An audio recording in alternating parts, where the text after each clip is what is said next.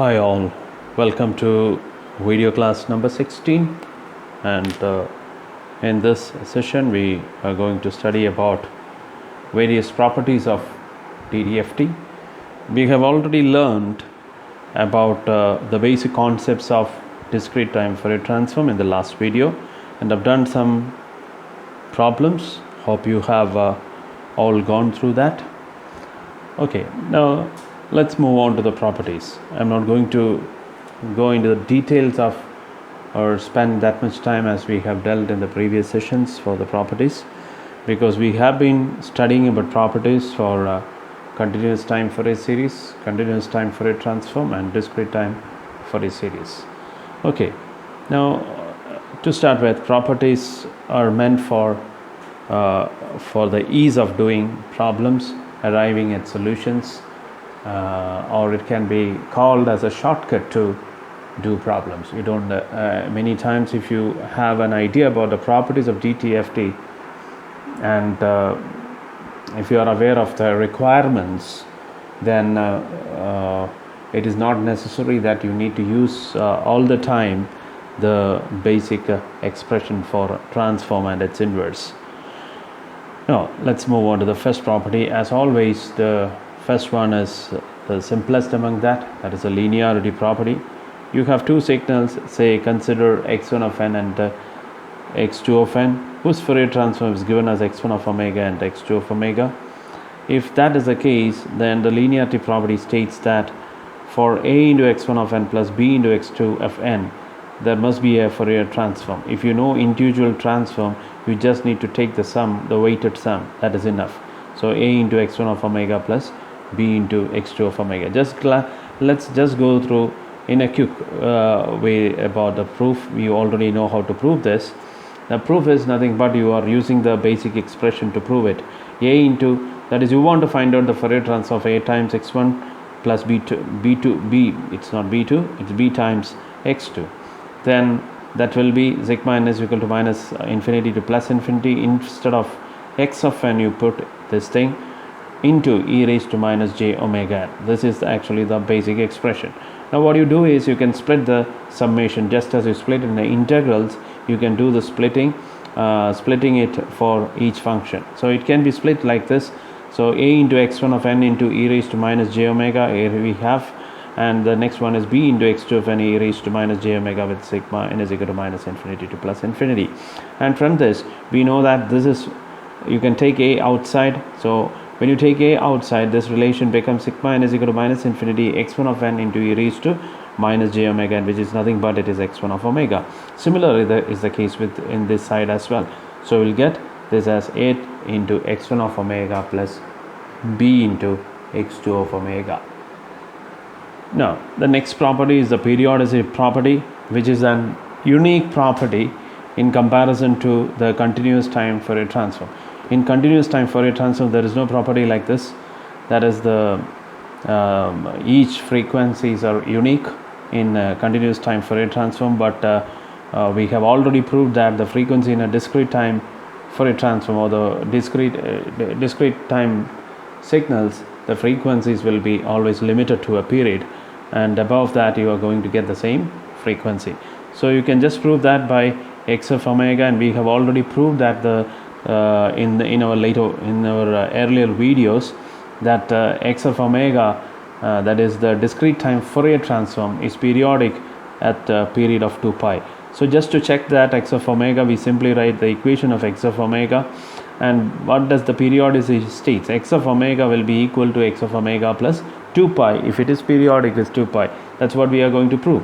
So applying this, this is x of omega plus 2 pi, means you can substitute the value in the equation of x of omega as omega plus 2 pi. So doing that, you will get x of n into e raised to minus j omega plus 2 pi n. You can have the separate the exponential term. So you will be getting this e raised to minus j 2 pi n into this thing. This, we know that this is equal to x of omega. What is the value of this e raised to minus j 2 pi n?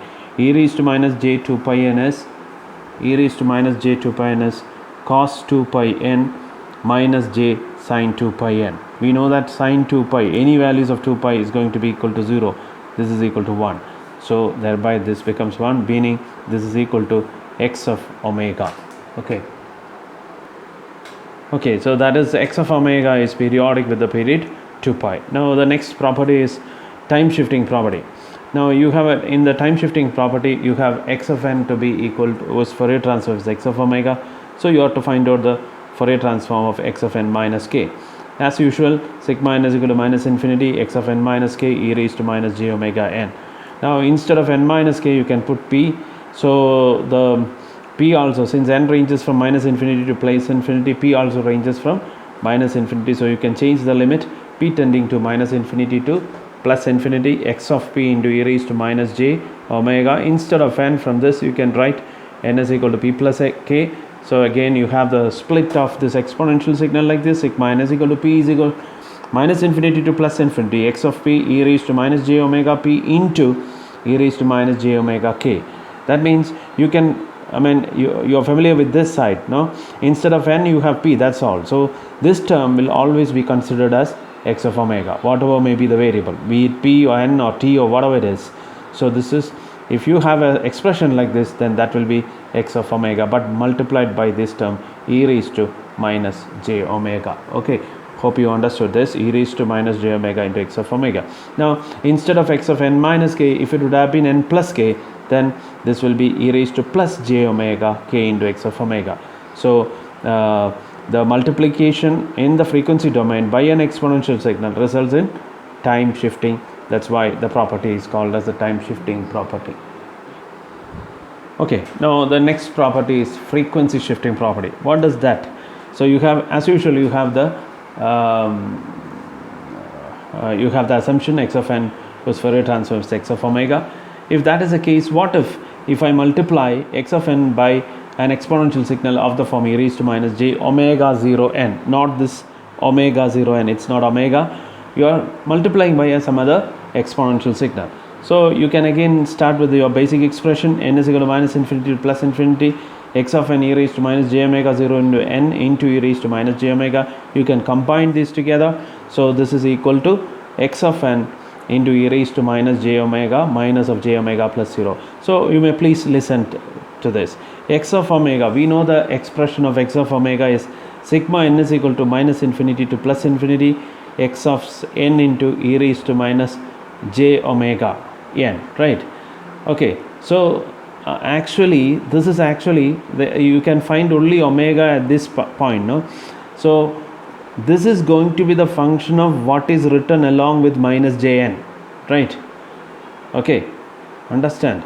So this is actually a function of, it is a function of omega. What is that omega? Omega is the term that is written along with minus jn. So whatever may be the term here, this function is going to be that function of that term, right? So if you go in that approach, what will be this function? This will be the function of the term that is along with minus jn, that is omega plus omega 0, meaning this is going to be a function of omega plus omega 0.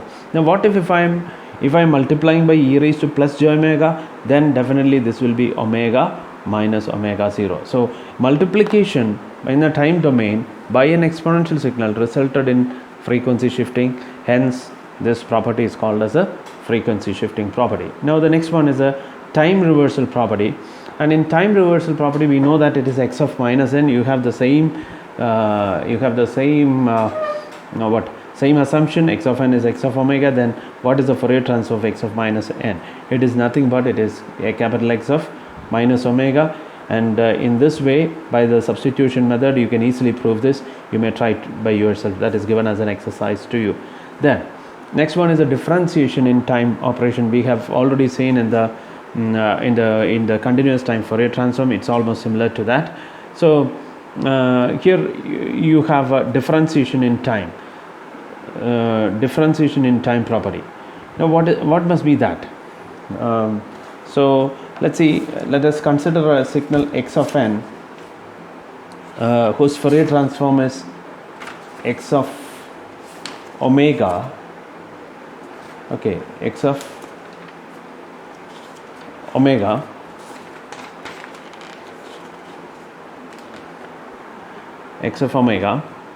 And if that is the case, there is a change in this.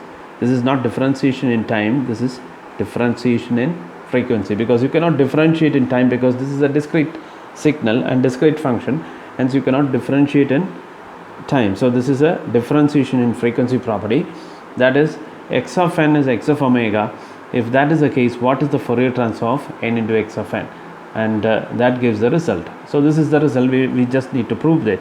So what is the Fourier transform of n into x of n? As usual, x of omega is nothing but sigma n is equal to minus infinity to plus infinity x of n into e raised to minus j omega n. Okay, so instead of that, what we do is, x of omega is this signal. Okay, for this x of n, your x of omega is this. Now what happens if you differentiate this? You can differentiate this term because x of omega is continuous. We have already proved that in the previous video. So since it is a continuous function, you can differentiate it with respect to omega. Differentiating this and these all terms are discrete in nature, so it can differentiate this exponential term. Differentiating this exponential term, you will get minus jn, right, minus nj as a into this thing, the whole this thing, sigma n is equal to minus infinity x of n into e raised to minus j omega n. Now you can bring this n inside of the summation, so that you will get minus j into sigma n is equal to minus infinity n into x of n into e raised to minus j omega n. Now what is this? This is actually the Fourier transform of a function. What function? N into x of n. So this is actually, you can replace this summation part by Fourier transform of n times x of n into minus j. Now this is equal to derivative of x of omega by d omega. So what will be the Fourier transform of n into x of n? You can bring this, bringing this, this will be minus 1 by j into dx of omega by d omega, or bringing this j into the numerator part, this becomes plus. So this is j times dx of omega by d omega. So the impact of multiplying a time domain signal by its time variable results in the derivative operation in the frequency domain. Okay, now the next property, seventh one, is convolution in time domain. Now you have a signal again, x1 of n whose transform is x1 of omega, x2 of n whose transform is x2 of omega. Now if that is the case, you can have the convolution x1 of n convolved with x2 of n. That's again a time domain signal, which we have all dealt very in detail in the case of continuous time Fourier transform. So this will be the Fourier transform of, you are going to find out the convolution of this. What is the convolution of x1 of n into x star x2 of n? That is the discrete convolution. We have studied that it is equal to sigma k is equal to minus infinity x1 of k into x2 of n minus k. So we want to find out the Fourier transform of this expression. Now the Fourier transform is given by sigma n is equal to minus infinity this whole into e raised to minus j omega n, right? Now again, simple substitution method, n minus k is put to be equal to p, and we know that n varies from minus infinity to plus infinity, therefore p also varies from minus infinity to plus infinity. So you can, from this you can find out n is equal to p plus k. So substituting in this equation, you can change this p n to p also varies from minus infinity to plus infinity, and you have already sigma k is equal to minus infinity to plus infinity x1 of k into x2 of p into e raised to minus j omega n. Instead of n you have p plus k. Okay, now you can split this exponential signal like this. Okay, so you all know that e raised to minus j omega p into e raised to minus j omega k. Now you can have a rearrangement of the terms. So consider sigma p is equal to minus infinity to plus infinity, bring x2 of p and e raised to minus j omega p along with this sigma, and along with sigma k is equal to minus infinity, take x1 of k and e raised to minus j omega k. Now it is similar to x2 of n into e raised to minus j omega n. If it is x2 of n into e raised to minus j omega n, we call it as an x of x2 of omega. Okay, so similarly instead of n you have p, that's all. So this can be called as x2 of omega. And what about this? This is also the same explanation. So you can represent this as x1 of omega. So what is this? This is the product of x1 of omega and x2 of omega. So we have seen that in convolution in time domain, when two signals are convolved in time, the effect is multiplication, simple multiplication in the frequency domain, and this is a very important and a powerful property. which is also used in especially in the system analysis. Okay, now the next one is the convolution in frequency domain. The same, so this is going to be the dual of this. That means you can expect a frequency domain. So if that is the case, then what will be its time domain operation? In the time domain, multiplication must be there. So here we have seen that convolution time domain results in multiplication frequency domain. Now convolution frequency domain should result in multiplication. So you just need to prove the Fourier transform of the product of x1 of n and x2 of n. After knowing x1 of n transform to be x1 of omega, x2 of n is x2 of omega, so you can straight away find out the Fourier transform of this. So what is that Fourier transform? We know that it is sigma n is equal to minus infinity, the product x1 of n into x2 of n e raised to minus j omega n. Okay, now sigma n is equal to minus infinity to plus infinity, just take those x2 of n out, and instead of x1 of n you can write the inverse equation of that. What is the inverse equation? We already know the inverse equation as 1 by 2 pi integral over 2 pi, right? Since it is periodic, this is x of omega into e raised to j omega n d omega. Okay, so instead of that, we are placing x1 of theta. Theta is another frequency variable just as omega. We simply put theta. This is how you should take the proof. You should not add omega because already you have an omega here. So just to show that this is another frequency domain variable. That's all. So that is, this theta and omega are having the same character. Both represents the frequency domain, while theta is the frequency domain of x1 of n. Okay, so the frequency domain of x, or frequency variable of of the time domain signal x1 of n is theta. That's all. And this theta and omega are exactly, character wise they are exactly the same. They represent the frequency. So this is x1 of theta into e raised to j theta n d theta e raised to minus j omega n. Okay, now you can combine this. So what you can do is you can combine these two exponential together. So this can be written as sigma n is equal to minus infinity x2 of n 1 by 2 pi integral over 2 pi x1 of theta into e raised to minus j omega minus theta n into d theta. Okay, now what you can do is say you are taking this 1 by 2 pi, you are having just making a rearrangement. In this step you are rearranging in such a way that integral 2 pi over x1 of theta and bringing this summation inside this integral, that is say summating n is equal to minus infinity to plus infinity x2 of n, and you are taking this e raised to minus j omega minus theta along with this into d theta. Now what is this? This is actually, as I mentioned earlier, so this is actually the Fourier transform of the, so this is omega minus theta n.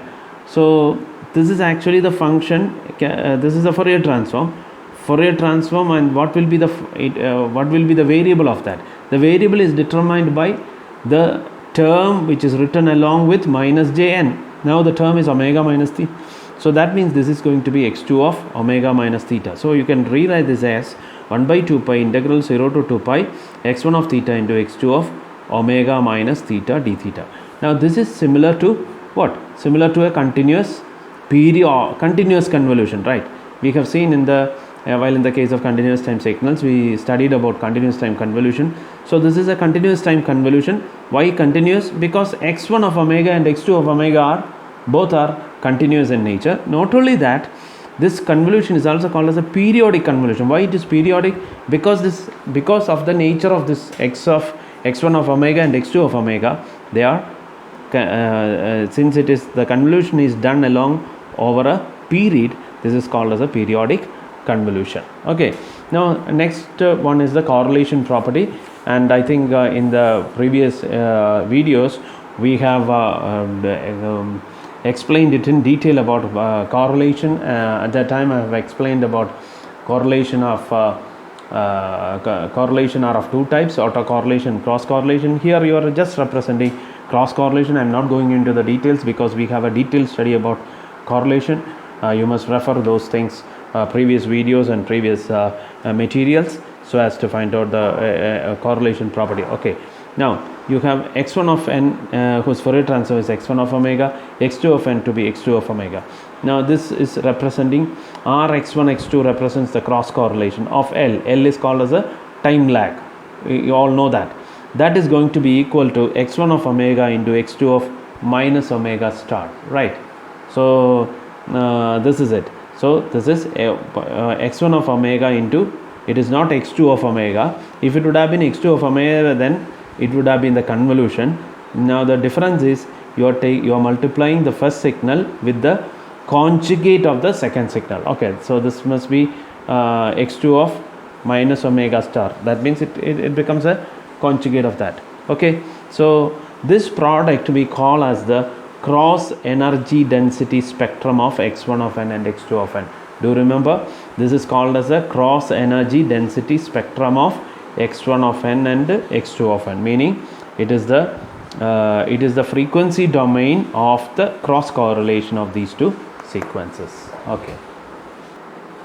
Okay, now the 10th one is the modulation property. It is also called as in the textbook it is also given as modulation theorem, and in correlation property is also shown as in some textbook it is given as correlation theorem. Now this is modulation property. Now we have also studied in about the modulation property in CTFT. So it's exactly the same thing. X of n whose Fourier transform is x of omega. If that is the case, what is the impact of multiplying any x of n by cos omega 0 n? Remember, it is omega 0 n.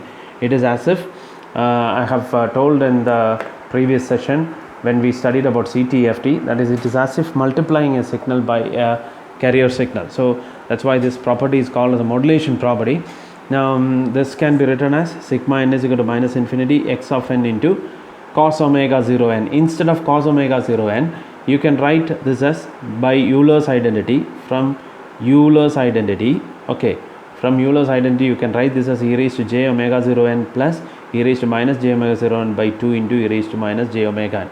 So you can split this summation, okay, split this term in such a way that this will be half into, so there is a half here, half into sigma n is equal to minus infinity x of n into e raised to minus j omega minus, you are taking the omega outside, so this becomes omega minus omega 0 and n plus the other part half into sigma n is equal to minus infinity x of n, this one and this one, combining these together you will get e raised to minus j omega plus omega 0 into n.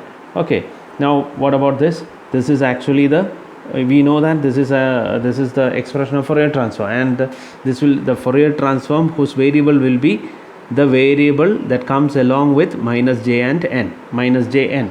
So now the variable is omega minus omega 0, so this will be capital X of omega minus omega 0. In this case this will be x of omega plus omega 0. You have a half, so this is actually the modulation property.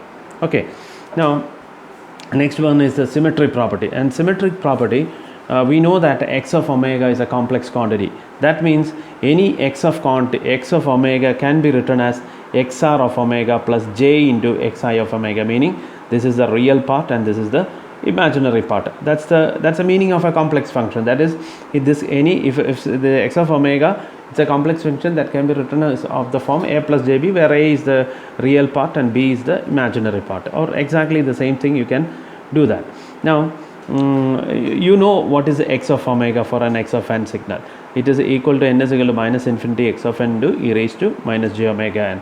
Now from this Euler's identity, you can write e raised to minus j omega n as cos omega n minus j sin omega n, and splitting the summation as separating the summation as sigma n is equal to minus infinity x of n into cos omega n plus minus j into sigma n is equal to minus infinity x of n into sin omega n. Now we know that cos omega n is a even function. That is, cos of minus omega n is actually equal to cos omega n. So therefore this part is having an even symmetry, right, because of the presence of cos omega, while this part is having a odd symmetry. That's very important. So from this we understood that in a Fourier transform, the real part is having the even symmetry, while the imaginary part is having a is having an odd symmetry. Okay, now this is actually the rectangular form of representation. A plus jb is called as a rectangular form of representation. Now the same signal, so any signal x of omega, xr of omega plus j into xi of omega, this is the rectangular form. The same signal can be represented in the polar form, that is of the form m angle theta. Now what is m? M is actually equal to root of xr square omega plus xi square omega. Okay, so that magnitude is, we can represent this as magnitude of x of omega. Now let us see what is the magnitude of x of minus omega. What is x of minus omega? This will be xr of omega minus j into xi of omega, right? Now when you take the magnitude, it's going to be the same thing, right? Root of x square omega plus xi square omega. So what is the meaning? X of omega is equal to x of minus omega. What does that suggest? The magnitude of the Fourier transform, this is very important, magnitude of the Fourier transform is an even function. Sometimes you may be asked to prove that magnitude of the Fourier transform is an even function, while the in that way you may be asked. Now what about the phase of x of omega? Phase of x of omega is tan inverse xi of omega divided by xi. It is same as you are applying, say if you have a plus jb, what is the phase of this? Tan inverse b by a. So similarly, this is tan inverse x1 of omega divided by xr of omega. Now what about x of minus omega? It will be minus tan inverse xi of omega by xr of omega. So what is the relationship between angle x of omega and angle x of minus omega?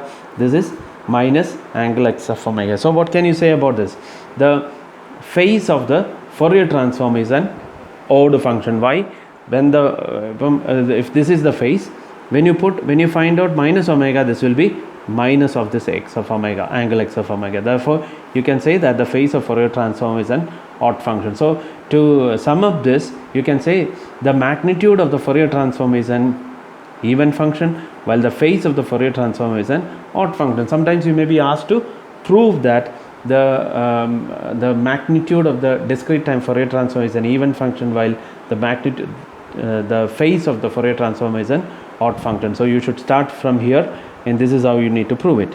Now as we have seen that for x of omega, the real term is odd, the real term is having an even symmetry, while the imaginary term is having a odd symmetry. Now because of this, now we have seen that the magnitude in the when you talk about the magnitude of the Fourier transform, it is an even function. So what is the speciality of even function? The even function, we have already seen that this is periodic. So you just need to get the picture of the half the period.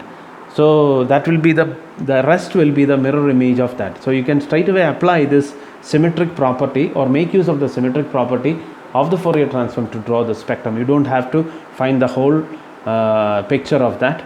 You just need to get the idea about the half the period of that signal, then you can simply draw the mirror image of that. Okay, now coming to the last portion, that is the last portion of this DTFT, that is Parseval's theorem. Now in this Parseval's theorem, we know that this DTFT is primarily for an aperiodic signal, and in an aperiodic signal generally that is an energy signal. So you can find also Parseval's theorems of in DTFT. In terms of DTFT, it will be giving you an expression for the energy of a aperiodic signal. So what is the energy equation? Sigma n is equal to minus infinity modulus x of n square. Now this x of n can be written as x of n into x star of n, provided we assume that x of n is a complex signal. If it is a complex signal, then you can write like this. Now your sigma n is equal to minus infinity x of n. Instead of x star of n, you are replacing that by the inverse expression. So we know that your x of n is given by, so x of n is given by 1 by 2 pi integral x of omega e raised to j omega n d omega. Okay, now this is actually your x of n. So what must be your x star of n? X star of n will be the whole star, right? So this will be this is equal to 1 by 2 pi integral x of omega e raised to j omega n d omega the whole star. That means bringing the star inside the bracket, you will get this as integral x star of omega into e raised to, what is the conjugate of e raised to j?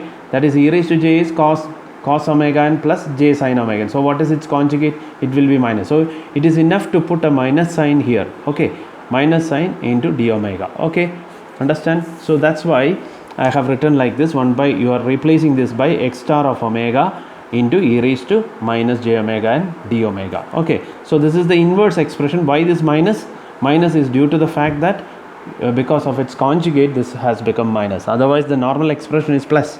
Okay, now you are going to have a rearrangement of this. You are taking 1 by 2 pi integral outside x star of omega and bringing the summation into this.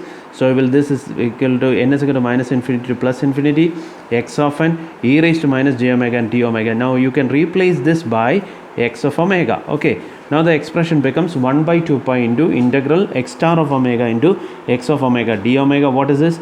This is nothing but it is modulus x of omega square 1 by 2 pi d omega. Okay, so you found out the energy to be like this. Now in order to find the energy of a time domain signal, if you have the Fourier transform of this discrete time Fourier transform, you just need to do this integral equation to find out the energy. Okay, so that you and this term x of omega is continuous. That means x of omega square is also continuous, and you can have a plot with capital X of omega square versus omega. So since it represents the energy, this is also a spectrum because it is plotted against the frequency. Therefore, since it is energy, this is called as a energy density spectrum. How each frequency components of this x of n contributes to the total energy of the signal. Okay.